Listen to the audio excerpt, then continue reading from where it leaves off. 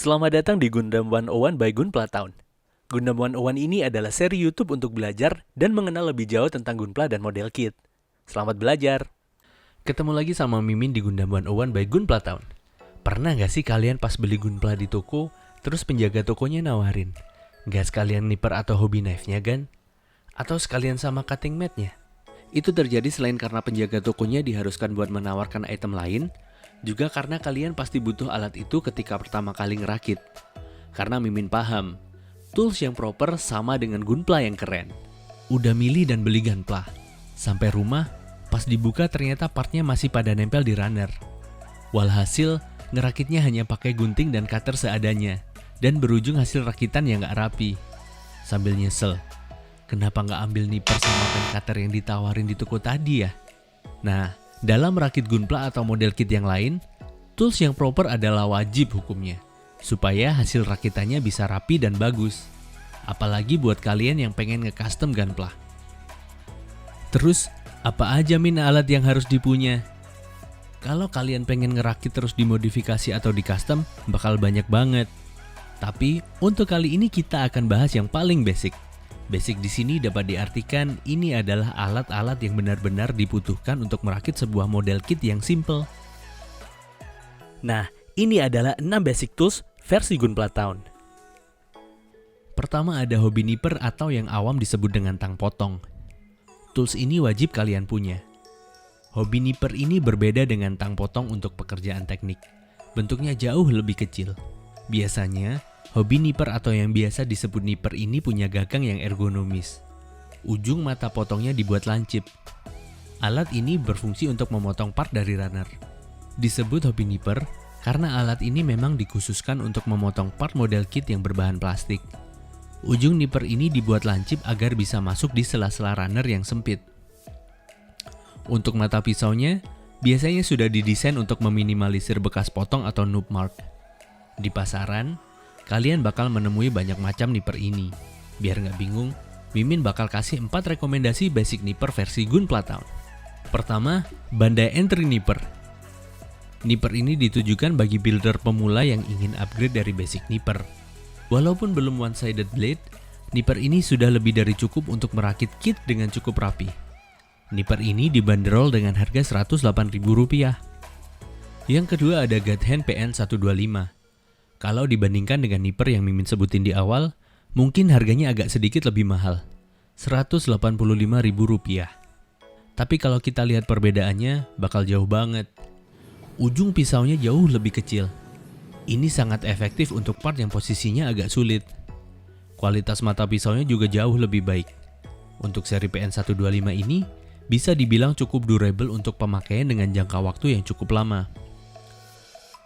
Yang ketiga hampir sama dengan PN125. Kita punya Mineshima Precision Nipper. Sekilas untuk bentuk dan warnanya hampir sama dengan Gathen PN125. Dan memang, perbedaannya hanya ada di hasil potongnya. Mineshima Precision Nipper ini dibanderol dengan harga Rp197.000. Selanjutnya ada Plato Basic Nipper. Dibanderol dengan harga Rp25.000-an. Nipper ini cocok banget buat kalian yang baru belajar merakit. Untuk sekedar merakit kit HG, Mimin rasa nipper ini sudah lebih dari cukup. Tapi akan lebih baik jika ditemani dengan hobby knife yang cukup tajam. Karena sebenarnya nipper ini hanya alternatif, yang fungsi sebenarnya adalah untuk pekerjaan teknik memotong kabel. Next, setelah memisahkan part dan runnernya menggunakan nipper, pasti masih ada sisa gate yang menempel di part. Sisa gate ini mungkin bisa dihilangkan dengan nipper, tapi akan beresiko terjadi noob mark atau bahkan partnya akan memutih dan terlihat stress mark. Yang Mimin biasanya lakukan adalah mengiris sedikit demi sedikit sisa gate tersebut dengan hobby knife. Perbedaan yang paling mencolok antara hobby knife dan cutter biasa yang kita temui adalah pada handle atau pegangannya. Hobby knife sengaja didesain untuk dipegang seperti pena atau pulpen. Posisi memegang pulpen ini memang sangat membantu agar tangan lebih stabil ketika memotong. Kedua, sudut mata pisau pen cutter ini lebih kecil dari cutter biasanya. Gunanya adalah agar hasil potong kita tetap lurus dan tidak bergelombang.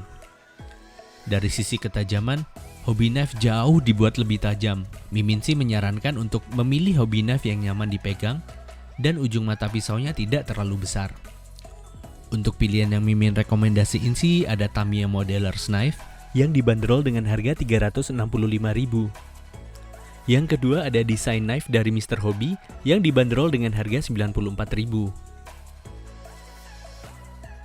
Kalau hobby knife yang Mimin pakai sekarang sih ada SDI Pen Cutter. Harganya 49.000 dan udah dapat refill buat mata pisaunya. Untuk tangan Mimin yang tergolong besar, pen cutter ini cukup nyaman digenggam. Next, ada sanding tools atau yang orang Indonesia biasa bilang amplas. Kita perlu amplas untuk ngeratain bekas potong yang udah kita iris pakai hobby knife tadi. Emang sih, setelah kita iris pakai hobby knife udah lebih rata. Tapi biasanya masih ada sisa potong yang super kecil. Kalau kita coba potong pakai pen cutter sih, sangat beresiko buat scratch atau tergores. Ada beberapa macam amplas yang biasa digunakan di dunia model kit. Ada yang berbentuk sponge, stick, atau lembaran kertas. Untuk menghilangkan noob mark dengan bersih, kita butuh sanding tools dari 4 tingkat kehalusan yang berbeda. Mulai dari kasar, agak halus, sangat halus, dan diakhiri dengan polisher atau pengkilap. Pastikan sisa gate diiris tipis sampai tidak bisa diiris lagi menggunakan hobby knife. Ambil amplas medium, gosokkan searah. Kalau sudah tidak terasa kasar, lanjutkan dengan amplas superfine dan terakhir kilapkan dengan polisher. Oh ya, amplas ini juga berfungsi ketika kalian mau repaint. Selanjutnya kita bakal butuh tweezer atau penjepit. Fungsinya adalah sekedar untuk memasang stiker atau decals ke part. Tweezer yang digunakan dalam hobi model kit biasanya punya ujung yang lancip dan bengkok. Harganya ada di kisaran Rp20.000. Next, ada pen align pen, atau yang biasanya kita sebut dengan ganda marker. Fungsinya adalah untuk memberikan detail garis pada kit kita. Sebenarnya ada 2 macam marker. Ada pen align berbentuk pen, yang digunakan dengan cara yang sama seperti kita menggambar. Ada juga marker pour type, yang harus ditekan agar cairannya mengikuti detail dari part. Untuk jenis ini, kalian bakal butuh remover, karena berpotensi untuk luber ke bagian part yang lain. Tapi untuk basic, mungkin Mimin saranin kalian untuk pakai yang pen, karena penggunaannya jauh lebih mudah. Tersedia beberapa pilihan warna. Marker ini dibanderol mulai dari Rp35.000. Terakhir, ada cutting mat. Sebenarnya fungsi cutting mat ini adalah untuk mengiris benda di atas permukaan yang datar, tanpa harus menggores meja. Tapi di sisi lain, cutting mat ini bisa digunakan untuk mengorganisir part yang sudah dipotong agar tidak terjatuh karena permukaannya yang sangat kesat. Selain itu, cutting mat ini juga bisa nambah sisi estetik waktu kalian motret kit yang udah jadi. Cutting mat ini tersedia dalam beberapa ukuran. Ukurannya sama persis dengan kertas yang biasa kita temui. Mulai dari A4, A3, A2, A1, dan lain-lain. Harganya pun bervariasi. Untuk yang paling kecil, ada di kisaran Rp40.000. Nah, mungkin bisa jadi pertimbangan kalian ketika pertama ngerakit Gunpla untuk menyiapkan semua basic tools yang Mimin sebutin tadi. Biaya tambahannya juga nggak banyak kok. Membeli tools ini sama dengan berinvestasi, karena dengan sekali beli di awal, kalian bisa memakai alat-alat ini berkali-kali. Kalau di total, cuma sekitar 180.000-an aja kok.